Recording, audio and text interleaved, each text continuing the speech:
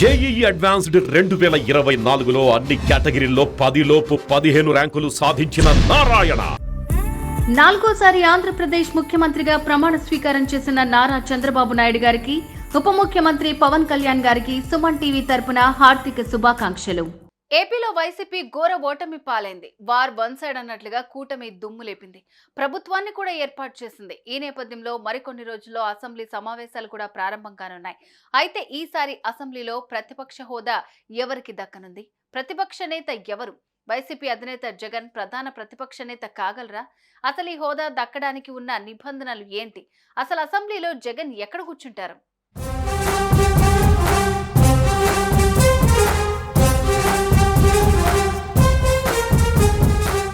ఆంధ్రప్రదేశ్ సార్వత్రిక ఎన్నికల్లో టీడీపీ కూటమి ప్రభంజనం సృష్టించింది. ఈ ఫలితాలు వైసీపీకి దిమ్మ తిరిగి షాక్ ఇచ్చాయి. మంత్రి పెద్దిరెడ్డి, రామచంద్రారెడ్డి తప్ప మిగిలిన మంత్రులందరూ ఓటమి చెందారు. సీఎం జగన్మోహన్ రెడ్డికి కూడా ఈసారి మెజార్టీ తగ్గింది.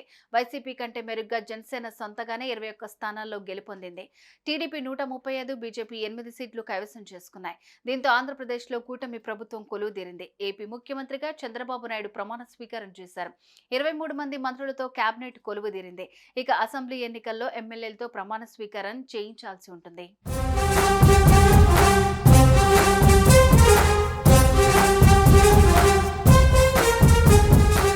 త్వరలో జరగనున్న అసెంబ్లీ సమావేశాలపై అందరి దృష్టి నెలకొంది. ప్రధాన ప్రతిపక్ష పార్టీ ఏది?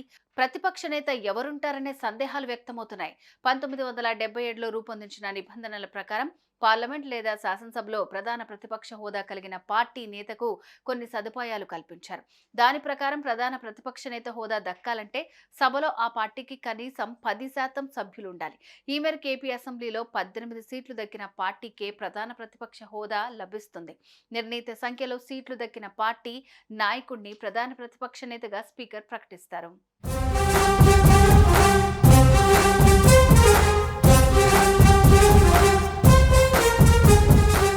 తాజాగా జరిగిన ఎన్నికల్లో ఏపీ అసెంబ్లీలో తెలుగుదేశం పార్టీకి 135, జనసేనకి 21, వైఎస్ఆర్సీపీకి 11, బీజేపీకి 8 సీట్లు చొప్పున దక్కాయి. టీడీపీ, జనసేన, బీజేపీ కూటమిగా బరిలోకి దిగడంతో ఆ పార్టీలు ప్రభుత్వంలో భాగస్వాములయ్యాయి. అయితే 11 స్థానాలు మాత్రమే గెలుచుకున్న వైసీపీ ప్రతిపక్షం అవుతుంది. అయితే అసెంబ్లీలో ప్రధాన ప్రతిపక్ష స్థానం దక్కాలంటే ఆ పార్టీకి కనీసం 18 మంది ఎమ్మెల్యేల బలం ఉండాలి.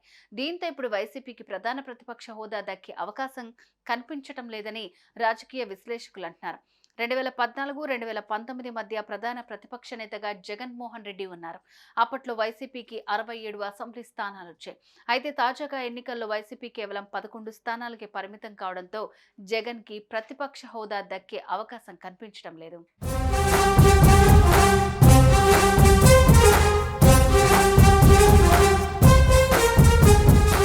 మరోవైపు అసెంబ్లీలో జగన్ ఎక్కడ కూర్చుంటారు? ఆయనకు సభలో ఎక్కడ సీటు కేటాయిస్తారు? లేదంటే ఆయన సాధారణ ఎమ్మెల్యేగానే ఉంటారా అనే సందేహాలు వ్యక్తమవుతున్నాయి. అయితే ప్రతిపక్ష హోదాకు తగ్గట్లుగా ఎమ్మెల్యేలు గెలవలేదు కాబట్టి ఆయన స్థానాన్ని స్పీకరే నిర్ణయిస్తారని తెలుస్తోంది. అలాగే కూటమిలో భాగస్వామి పార్టీలన్నీ కొత్త ప్రభుత్వంలో పాలు పంచుకున్నాయి కాబట్టి ఇక వైసీపీ సభ్యులు మాత్రమే విపక్షం అవుతారు. ఈ లెక్కన తొలి వరుసలోనే సీట్ దక్కే అవకాశం ఉండొచ్చనే అభిప్రాయాలు వ్యక్తమవుతున్నాయి. మొత్తంగా అది స్పీకర్ నిర్ణయాన్ని బట్టి ఉంటుంది.